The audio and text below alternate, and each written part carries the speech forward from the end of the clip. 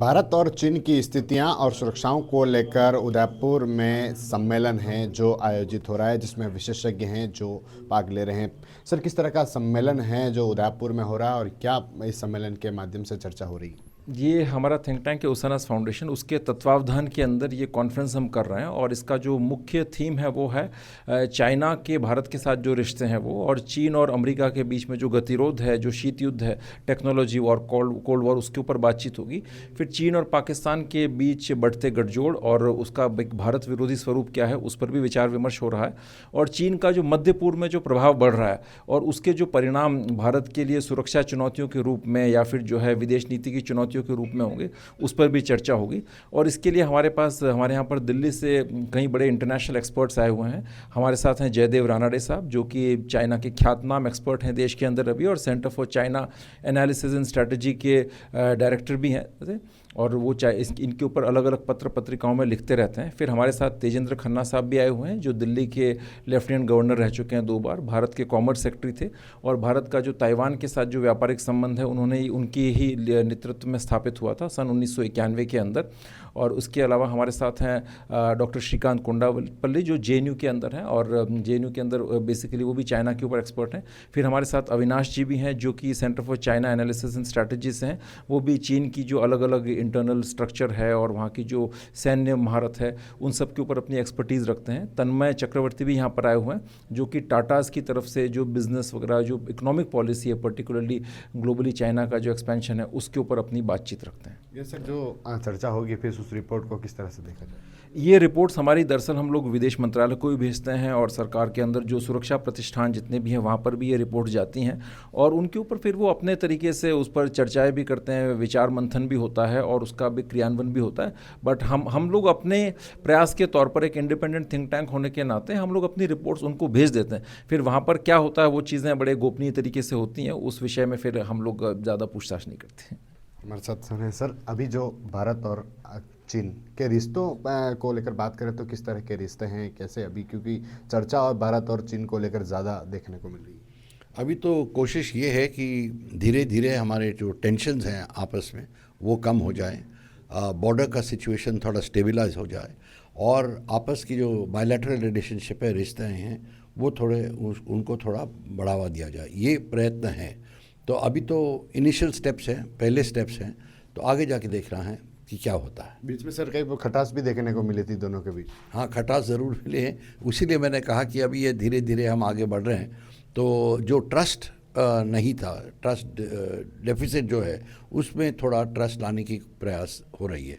जब तक वो नहीं आए तो आगे के रिश्ते में ये होने का खतरा है। अमेरिका की ओर से लगातार टेरिफ लगाए जा रहे हैं भारत पर, उसको कैसे देखते हैं? अमेरिका जो टैरिफ लगा रही है उसको सहना पड़ेगा हमें, और कोई तरीका नहीं है। पर हम लोग भी अपने एक्सपोर्टर्स जो हैं उनको कह रहे हैं वो अलग मार्केट्स ढूंढने, दूसरे मार्केट्स ढूंढने, वो एक तरफ। दूसरा, भारत सरकार जो है कोशिश कर रही है कि ट्रेड एग्रीमेंट साइन करे, तो यूरोप से हो रही है, मेरे ख्याल से 1-2 महीने में वो हो जानी चाहिए। ब्रिटेन से हो गई है, और दूसरे देशों से भी हम लोग ट्रेड एग्रीमेंट्स कर रहे हैं।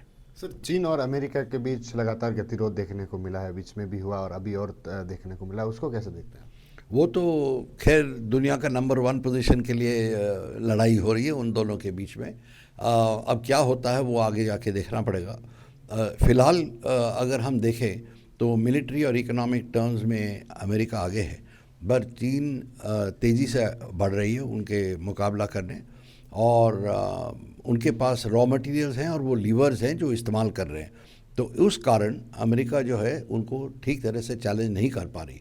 अभी देखते हैं कि अमेरिका दब जाएगी कि नहीं, उसी पे सब लोग नज़र रख रहे हैं। भारत और पाकिस्तान के बीच जो युद्ध देखने को मिला, ऑपरेशन सिंदूर हुआ, उसको सर किस नज़रिए से आपने देखा और अब आप क्या लगता है इसमें?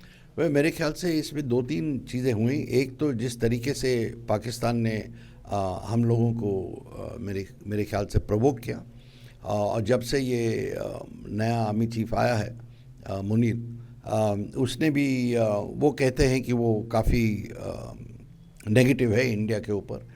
तो इंडिया ने जवाब दिया और काफ़ी नुकसान पहुंचाया उनको।